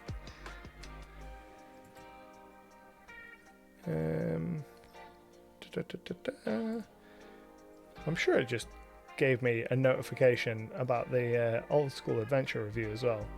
Oh, we hit 25%. Awesome. I was going to say, pin this. Right, let's generate another pin. So we've got the metal mouth. That's certainly evocative. I'm not sure that it is something that we want. Scarlet Altar. I feel like the Scarlet Altar is already a thing, not necessarily in the Jewel Cities, but I feel like it is a thing. Navtal says, is there a jail anywhere in the world? There are many jails. A lot of the cities have jail. In the Vale, Malachite is the area with the main jail. In Eildal, the city of Mornburg has a jail just outside of it. And then down here in the islands, the Usisi Islands, just off the coast of the Unclaimed Lands, the Empire has a jail that they call Light's Grave. And that is essentially where they take all of their most dangerous and the people, like their political adversaries and the people they want to just disappear, they shove them into this jail. And I believe that I had made a note, maybe not. So I've got a note to look at Tales of the Yawning Portal for inspiration, but I'm sure there is a Pathfinder adventure path that I was like, this would be perfect for this. I want to say Abomination Vaults, maybe. So that's a potential Abomination Vaults-esque location in Light's Grave. Right. Working on a city map myself. I love placing pins. Yeah, the filling a map up with pins is very satisfying. So let's go ahead. The Troll's Bailey. So we already have a Troll's Bridge. Serpent's Fountain. It could be something. The Ashen Dome. The Blessed Landing. We could have some kind of church style location on the beaches near Obsidian. There's kind of this is where, the first refugees from Valoroth landed in this region. It's our blessed location. It's potential. It doesn't seem super interesting though. The Ethereal Megalith, very cool name. No idea what it would be, but I kind of feel like we need to put it on there, like the Ethereal Megalith. I'm going to stick that in the middle of the ocean for now and figure out what it is at another time. The ethereal megalith, because that's just a really cool name. Let's go ahead and edit that pin to be purple and some kind of tower, and then you can just live in the ocean for now until such a time as we figure out what you are and where you're going to be. Ashen Dome reminds me of a certain location in the real world that's way too serious to be added in a whimsical fantasy RPG. Yeah. Another cairn. The Resonant Bush. Like I said, not all of these names are golden. Let's keep going. We're getting a lot of duds. A lot of duds. Verdant Gate. Dragon Statue. Queen's Den. The Cloaked Valley. Gorgon Sands. The Razor Marketplace. Knife Keep.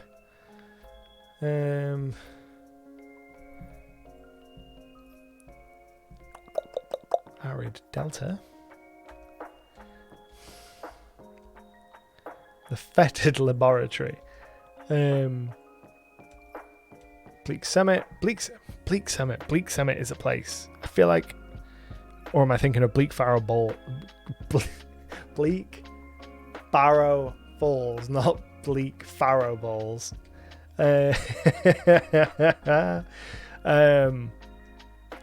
That's completely taken my mind over now. Bleak Farrow Balls. Incredible. From Skyrim. The Howler's Delta. The Howling Badlands. I like that. The Howling Badlands is a cool ass name. Somewhere up in the desert needs to be called the Howling Badlands. We're going to make a note in the desert that maybe the desert is just, maybe the whole desert is the Howling Badlands, because that's a damn cool name. So that can stay there until the next time we work on the desert, and I'll see how I feel about it then. And if I still think it's a cool name, then the desert gets renamed into the Howling Badlands.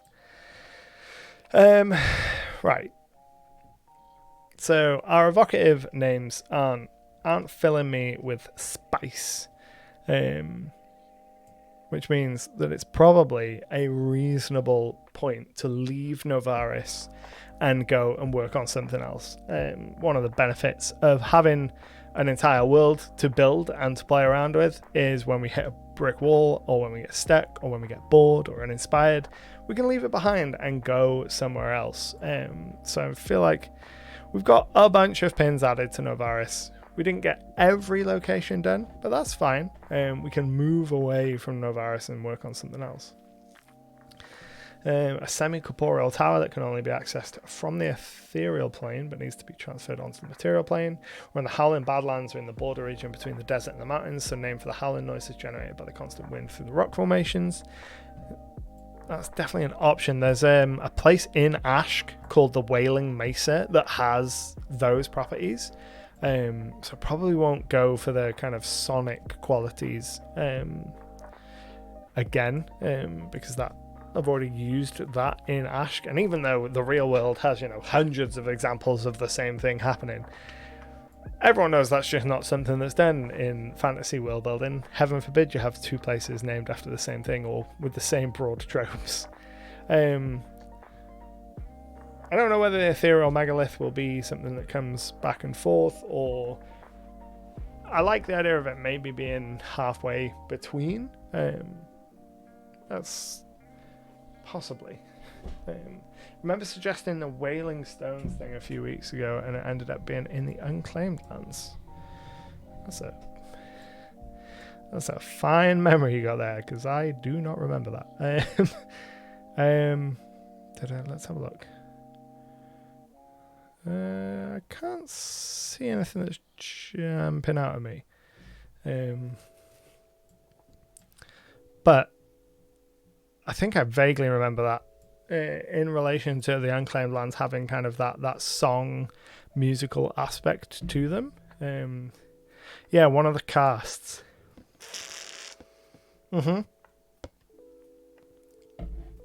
This is it, the instrumental monk. Yeah. Well remembered. Right, so we're abandoning Novaris because we're hitting a brick wall when it comes to that. So, zoom out, high level, and think about what we have left to do. We've still got several kind of regions and nations to make on the island of All, and then the whole empire needs a fairly decent amount of pins. Certainly the empire well beyond the scope of what I want to do today. Trying to figure out where some of our kind of regions could be a thing. It's definitely an option. Reward request, we've got to redeem on a location. Area, you might have to put the name for that location in the chat because it's not come through if you did put it. I thought I'd said it, so you have to put in a comment with the redeems, but maybe not on the location one. The glass hinterlands, I like that. That's cool. Right, where can we put that? There was not. Right, I will make a note to do that and make it so that it does. I think all the others do. Let me open Notepad and write that down. Change location redeem to require text, because otherwise I'll forget. Right, the glass hinterlands. Let's have a think about where we can put the glass hinterlands. So hinterlands is an area behind a coast or the shoreline of a river. The land behind. Oh, so it is just. Let's go ahead and have a look at hinterlands and see what pops out. Area of coast behind the shoreline of a river. Specifically, by the doctrine of the hinterland is the inland region lying behind a port and is claimed by the state that owns the coast. Right, cool. I kind of like the glass hinterlands as just a whole region name. Like hinterlands is quite a nice.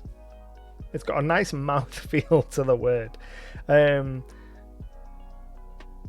But we'll figure out. We'll start somewhere down here. So what have we got? We've got topaz.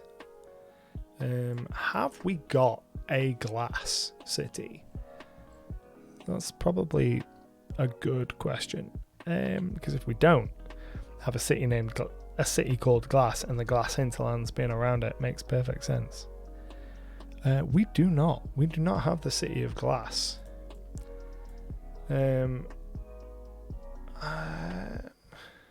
Does quartz count? No.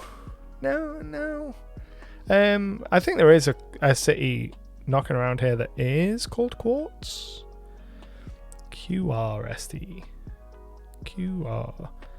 There isn't a city called Quartz. Again, that feels like an obvious omission not to have a city called Quartz. Cool. Two birds, one stone. The city of Quartz and then the glass hinterlands is the region around it. So let's go ahead and figure out whether or not and where. Yeah, I feel like Quartz existed, but when I'm looking at the list of pins, it's not that. Let's go ahead. Quartz. Yeah, Quartz is not a place. I thought it was too, but it's not. Right, so let's go ahead and figure out where we're going to place this, because I quite like the glass hinterlands as a region name. I think we're going to go Quartz as this city right up top, and I like the hinterlands being around this region, the specific border of which I'm not 100% sure of where it'll be yet. But let's go ahead and create from template. Settlement template, city of Quartz. Hide. We don't need to hide that because it's on a city. The cities don't get hidden. Right, okay. Edit our pin. Edit pin. and then go ahead and change that to be a settlement. And then we change our Hirondale enemy to be the hinterlands, the glass hinterlands.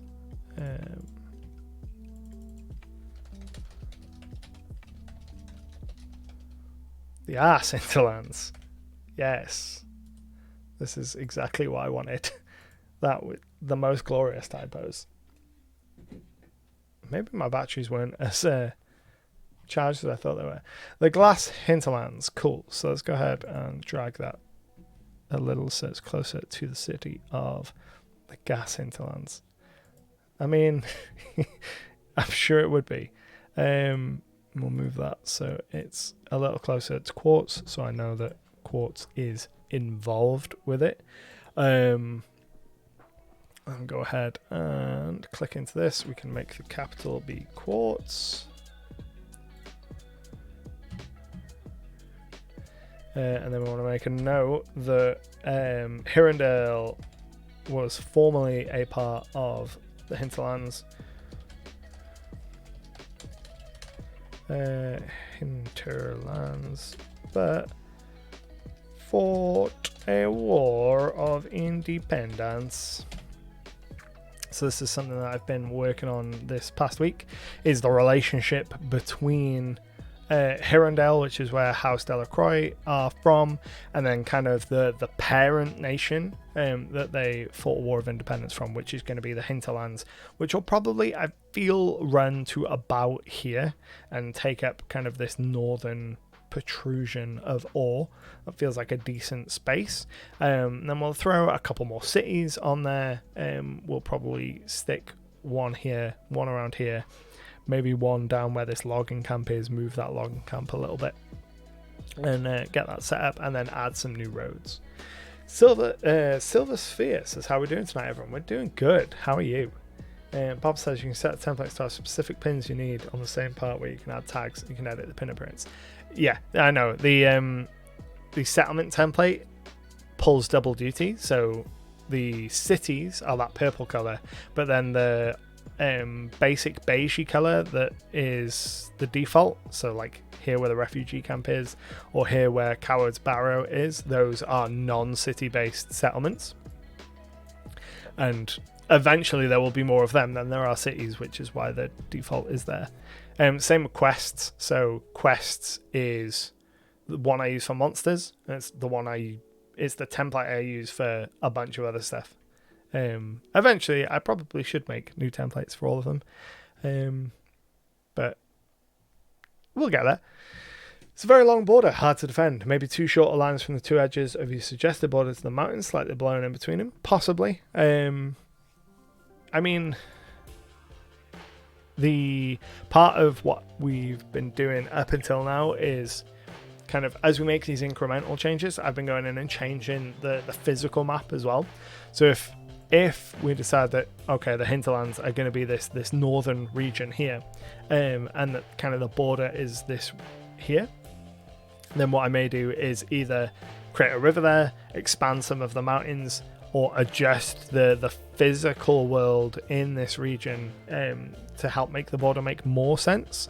But sometimes, borders are just made up lands on a map. They don't always need to follow the physical land formations, especially on all sides, because obviously up until Hirondale gained their independence, the vast majority of the hinterlands border would have been coastal, so significantly easier to defend because you're only having to worry about ships. So they could have focused more of their efforts on defending that long interrupted planar border. And then if we have the hinterlands run up to here, then we have a big chunk of the center of the island to figure out. And then we have this kind of U shape here as well. And that would take us to 1, 2, 3, 4, 5, 6, 7, 8. 8 regions, 8 nations on all, which feels about right. Let's double check out. The Vale, the Hinterlands, Hirondale, that's 3. Novaris is 4. This great expanse in the middle would be 5. Eruxis would be 6. Aeldal would be 7. And then this UE shaped bit here would be 8. So yeah, we could have this middle one would be significantly larger than all the others, but not necessarily more prosperous, because currently there's not really a great number of rivers there. There's not a great amount of natural resources there, so it could just be a very large region that no one invades because there's nothing worth taking in the center, kind of in the center of the island. And then this U-shaped region here is fine as far as shapes go. It's only U-shaped because of the mountains. They control the mountains as well, I suppose.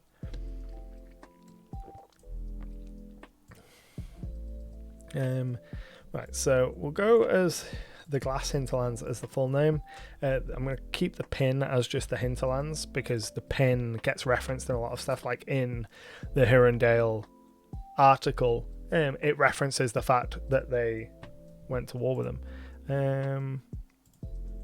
So like it is connected to there. I need to refresh this page, I think, to make it re-pick up the links to the pins. Or maybe not. Why are you not doing that? Hinterlands. Is it doing that all the way through? No, it's updated. That's fine. Perfect. So yeah, this region here that is owned and controlled by House Delacroix is known as Hirondale. They will have been part of the Hinterlands. They will have initially been independent. The Hinterlands will have kind of conquered them and imposed, some cruel rules, and then generations later they will have fought for their independence, and that is why we've got this little nubbin of region here over to the west. Never eat shredded wheat west. So we've got the city of Sapphire, the city of Quartz. We don't need Sapphire to be hidden. Hide page. So that's another region added, which is awesome. Let's go ahead and mark that as completed.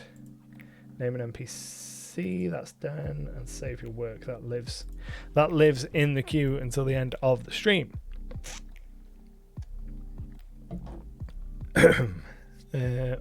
Need to set up the next follower goal as well.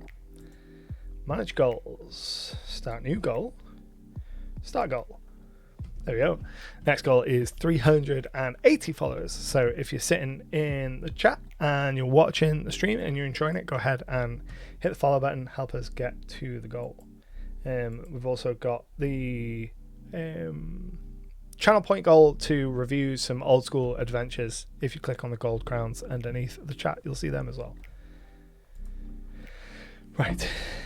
Let's zoom out and figure out what the next thing we are going to work on is. I think we might do some more faction stuff, because we've made a couple new factions in the last week. So added the Venators, which is a brotherhood of monster hunters.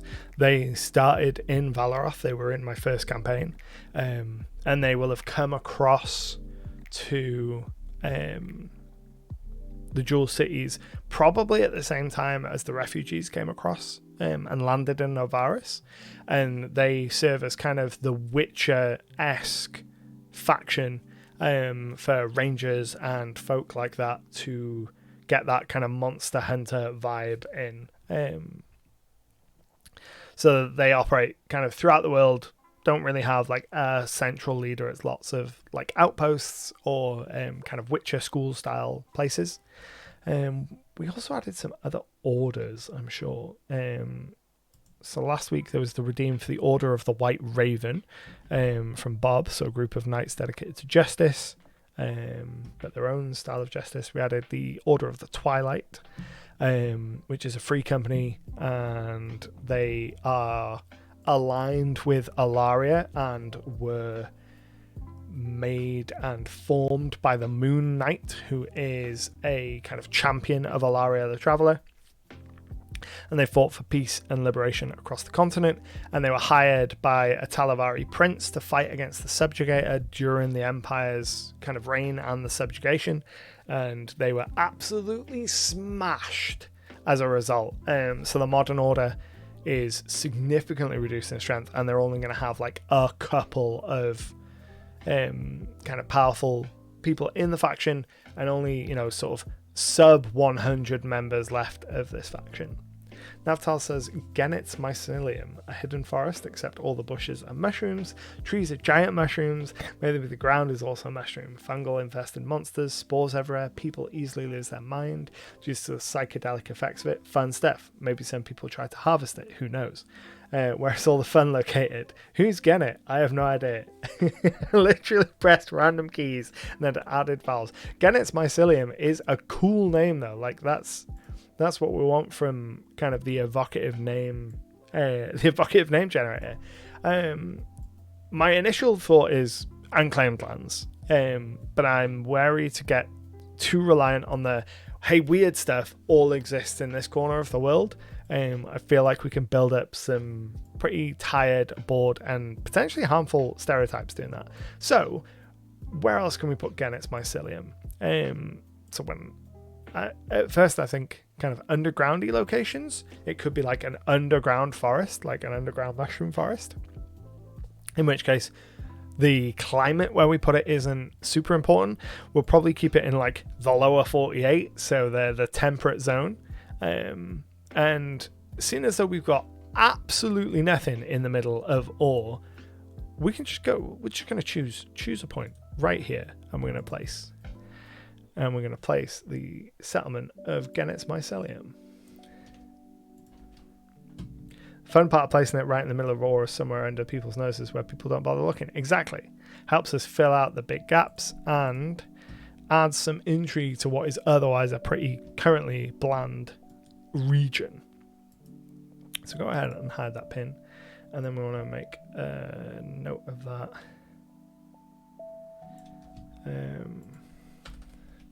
A hidden underground forest, and everything in there is some form of mushroom, so we can incorporate kind of myconids and mushroom folk, and I'm sure there are some kinds of mushroom people in Pathfinder 2nd edition that I'm not currently aware of. Sanguine Astavon? Are you thinking Astavon or Astavon? Where are you thinking the stress in that word is?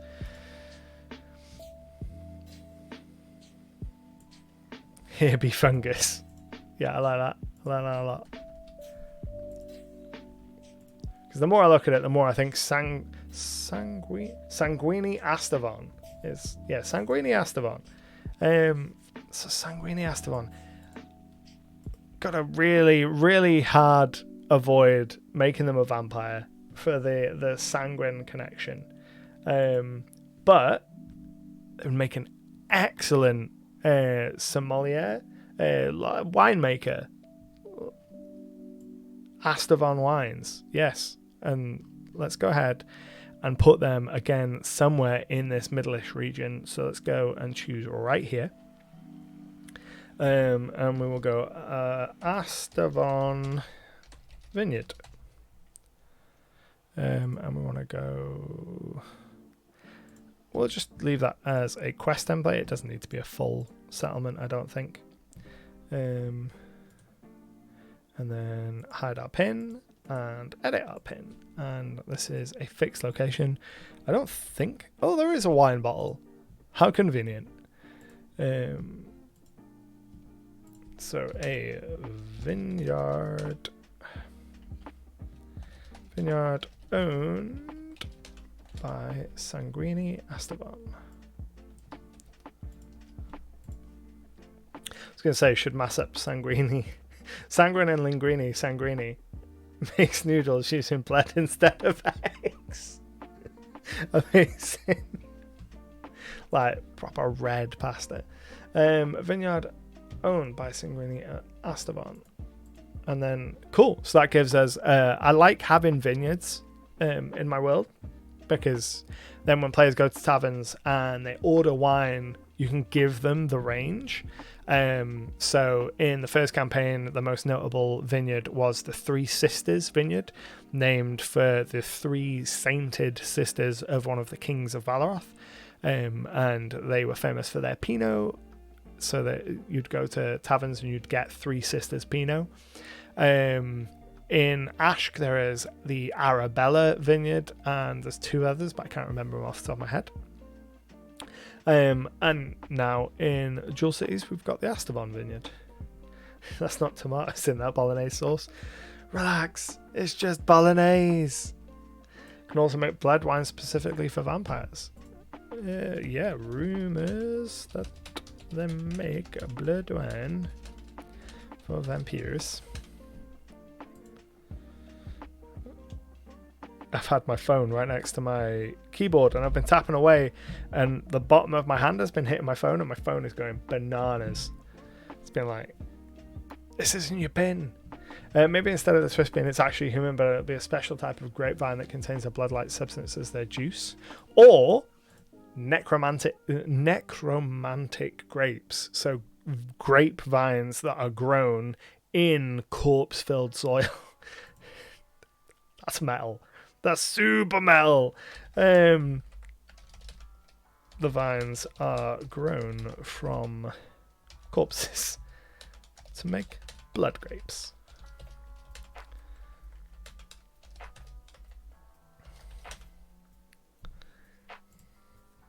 Which is like, yeah, 100% organic and absolutely metal AF, which we are here for.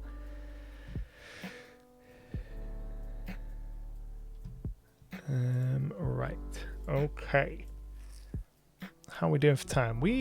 Holy moly, it's 10 to midnight. We are getting really close to the end. So I'm going to take that as a natural stopping point and do as we usually do in these streams. So in the kind of last 10-15 minutes, what we normally do is switch back to the older face cam and just kind of wind down, and if anyone has any like non-specific stuff to the stream that you want to bring up, like questions about world building or questions about GMing or about any of the programs that I use or anything at all, throw them down in the chat and we'll have a talk about it. And while we do, I'm going to give you a flashing light warning. I want to show off some of the bonkers features of these new lights that I got. So I picked up some new lights like an hour before the stream they arrived. They're for a sponsored segment in a future video, but they're super cool and I can connect them to my phone and they're way more powerful than the lights I have at the minute, but they're RGB, so I can do cool stuff with them. So like I can change the color and get the classic teal and orange, which I really like I like this setup. I feel like an uncomfortable amount, like it's not reasonable for how much I enjoy the vibe that you get from this, but I can control them both at the same time and I can do fancy stuff with them. So if you are photosensitive and likely to have seizures, look away and don't look back until I tell you, because there's going to be flashing lights and I'm going to blind myself. So one of the options, this is the party mode. So this is fireworks, so it switches between different colors. I wish that I could select some of these colors because the specific hues that it's putting up, specifically when it puts up the teal and pink, like that's a really nice look. But then I can go party and have like raves, or candlelight, which is like orangey and flickers. You have to turn the brightness way up to really get the impact from it. So that's what it looks like, and it full on blinds me. They are very bright lights. Or we can go cop car, and the cop car full on messes with my brain. Like absolutely ruins it. When I plugged them in for the first time, the brightness was by default at 100. This is 1% brightness. So I turned on the cop car and I was gone. I couldn't see anything and my eyes were full on trippy for like 25 minutes afterwards. And then there's an option that's like lightning, and then paparazzi, which is full on strobing, so I'm not going to put that on. And then TV screen. So TV screen doesn't really like look like anything until you turn the lights up, and then it like flickers as if you're watching something on TV. Not super useful. They're so bright. This is like 1%.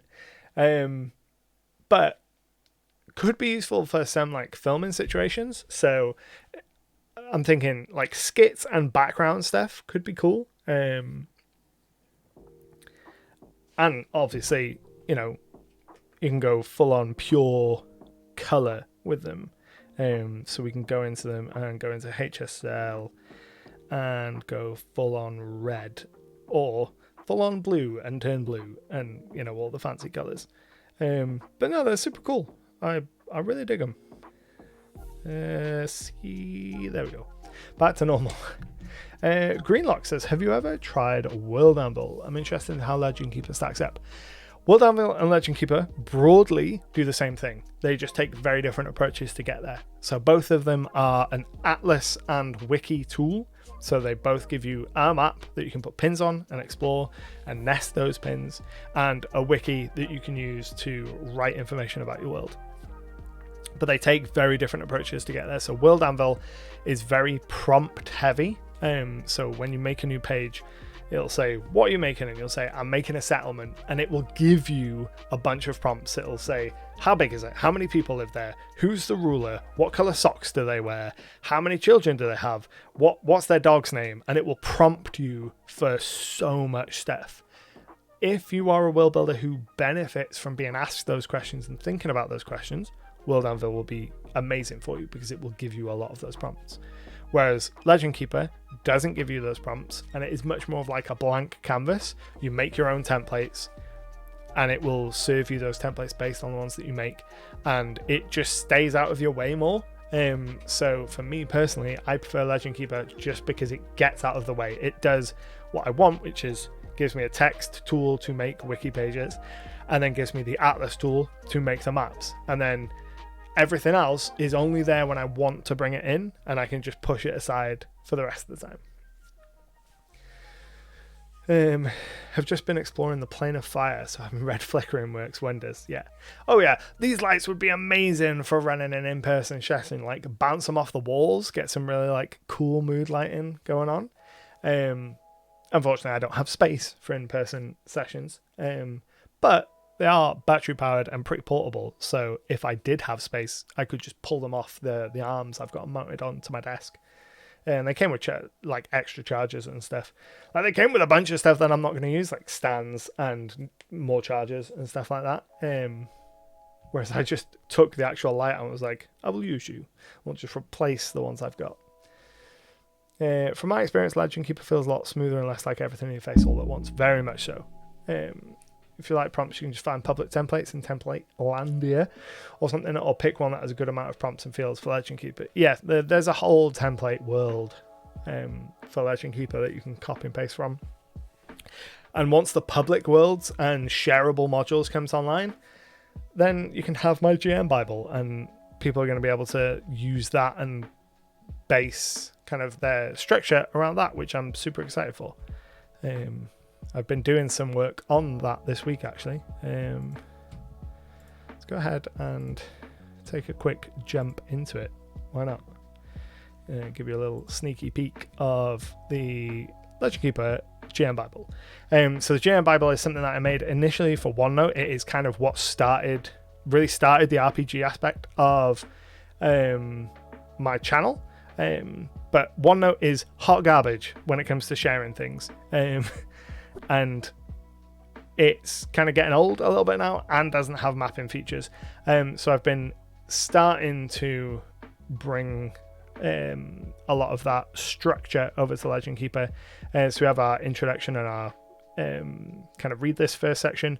We're going to have a GM screen. There's going to be two versions of a GM screen. There's going to be this style, which is links set up in columns. And then there is going to be a boards style DM screen, which is like the one I have in my actual project. So if I jump over to that real quick, I'll show you the Pathfinder one that I'm working on at the minute. So this is a GM screen built in boards. So each of these links to a page. So you click on them like buttons and you get the pop out information for them, and it's a more kind of visual style GM screen. But I'm going to be including both versions, so that board style and then more of like this text link where you can hover over it and nothing is appearing because none of these are linked to anything yet. But when you hover over them in the final version, you'll get the pop out of the page. So you get those options depending on how you want to work. And then everything else is set up into categories. So we have a category for beings. So this will be where you store all your NPCs, and there's going to be an NPC template. Let's see if there is one. There is one set up presently. So it gives you kind of like the public facing information, some core information about who they are as people, and then plenty of secrets. Everything is set up in this to be public and private facing. So if we go ahead and click in the format example, you'll see that everything in blue, that is intended for your players to read. If your players are supposed to know about it, it goes in blue. If it's in yellow, it's stuff for the players, not necessarily the characters. So that's some kind of admin-y stuff to just let the players know how to use different pages. Pinky purple is secrets. So that is things that you don't want the players to see, only admins will see. And then green is meant specifically for the people using the GM Bible to understand how to use it. You may want to move your mic, you keep bonking it. It might be because it's attached to the desk and I'm bonking the desk. And then we have the codex section, so that's going to have places for you to have the Fallen Knight says, are the colors auto set up by Legend Keeper or what you set up? So purple is by default secret. That's the only one that actually has a kind of mechanical difference. The other three are just different colors of the info box. They don't make any difference in terms of how you view the information, but the purple one, the secret one, specifically does. It means that anyone that's not an admin cannot see that block on the page. So if a non-admin, so a player, were to look at this page, they would only see the blue, yellow, and green boxes. They wouldn't see the purple one. I prefer that approach of embedding all my secrets into public-facing pages because it keeps the number of pages I have to have down. Because otherwise, you can use tabs. You can use secret tabs and make the tabs hidden, or entire secret pages to keep information separated. But I prefer to do it all in one page just so I can see all the information at the same time. Sadly, you can't pick the icons you want in the info box. So I is always blue, V is always green, and the exclamation point is always yellow. Yeah, that is frustrating. But throughout most of the project, the only two you're really going to see are the blue information one, which is for information the characters would know, and then the secret box. So then we have our codex, which is going to have location stuff. We'll have the Pantheon, which is going to have an example. We've got an example deity loaded in there that's got an example of how to use the templates. So that's something that I did in the OneNote DM Bible as well. I think it's important. It's all well and good giving you a bunch of templates, but I think it's really important to be like, hey, here's how I use these things, so you get an idea of how I actually use them and how they're intended to be used. Can you show us any information page the players might see? Not without logging out. So because I am an admin, I see all the secret stuff. So let me go ahead and duplicate this page and we'll do it just this page. So the players version of this page, what they would see, this is what they would see. So they wouldn't see those purple pages, those purple boxes. They'd only see this. So whereas I would look at this page and I'd see the blue box, the sidebar, the image, and then all the purple blocks, a player would only see that. They wouldn't see the purple blocks. There is no preview with X permissions option. It is something that I believe Braden is aware of and does want to bring in, but I think it's kind of on the back burner because there's a bunch of changes being made to the editor. So I think it's one of those cases where it's coming, but not until after the kind of groundwork has been done on the editor again. Otherwise, it's have to be done twice. I like to use info boxes to make certain templates easier on the eye, but the icons are in the way. I wish we could just not have them. Yeah, it'd be nice not to have them. So then, page for races, if you have any kind of custom lore for the races in your world. Page for factions, and there's kind of an in-progress example faction here. Page for adventures, so this will be where you plan everything, and your planning template will be. Then option for calendar, this will be where you track kind of party progress, and then all the page templates. It's nowhere near finished yet. I've only really started diving into it quite recently. But it will be a good way to get up and running with Legend Keeper once they add the public sharing, because you'll have all your templates ready and everything will be cross-linked and ready to go, and kind of walk you through, hey, here's how to use Legend Keeper in addition to getting all of this kind of base stuff as well. The big one will be the DM screen and setting the DM screen up. Bob asked, would it be built for 5e or Pathfinder 2nd edition? Possibly both. 5e definitely to start, because it is the more popular system. But I will have, hopefully, by the time it goes live, I will have all of the Pathfinder 2nd edition stuff on my own GM screen, because you can see that I've been adding a lot of the pages for things that I want to make note of. So it'll just be a copy and paste situation there, which should be easy enough. Hopefully, anyway. But yeah, like, I'm excited for that. I hope that it's soon. I feel like I've been waiting a long time for the public worlds and being able to share modules on Legend Keeper. I feel like it's been a very long time that I've been talking to Braden about it and been like, let me know when it's close to being ready so I can get the GM Bible ready because I want it to be ready at launch. But it's one of those things with web development stuff, it takes a long time. Let me see if I've missed anything in the chat.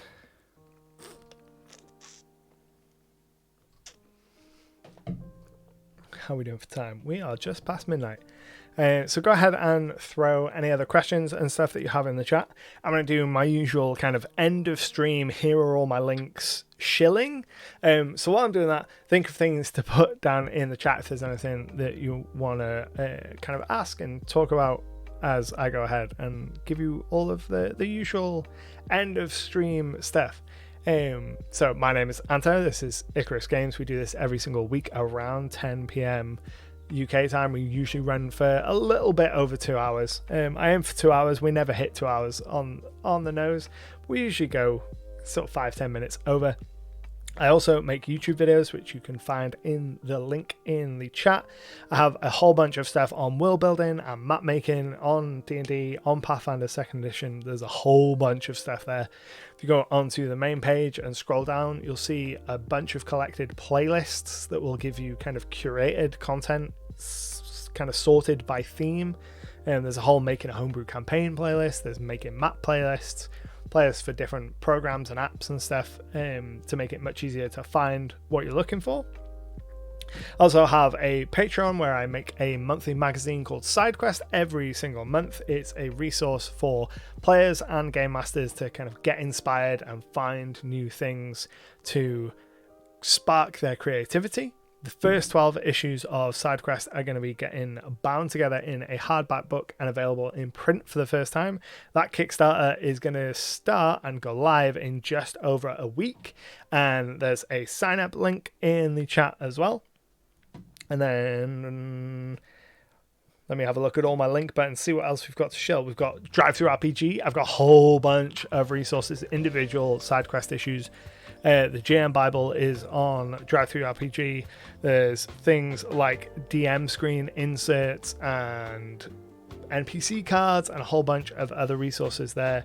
And then finally, I have a Discord, so if you want to chat to the people that have been in the chat this evening and a whole bunch of other people interested in RPGs, you'll find the Discord link in there as well. I think that is all of my shilling buttons that gives you all of the links. Let's see, doesn't seem like anyone else has got any questions, so we'll end the stream there. Thank you very much for hanging out. It's been an absolute pleasure as always. I hope to see you next Sunday for next week's stream, where we'll get some more world building done and talk about more RPG related goodness. But until then, happy gaming.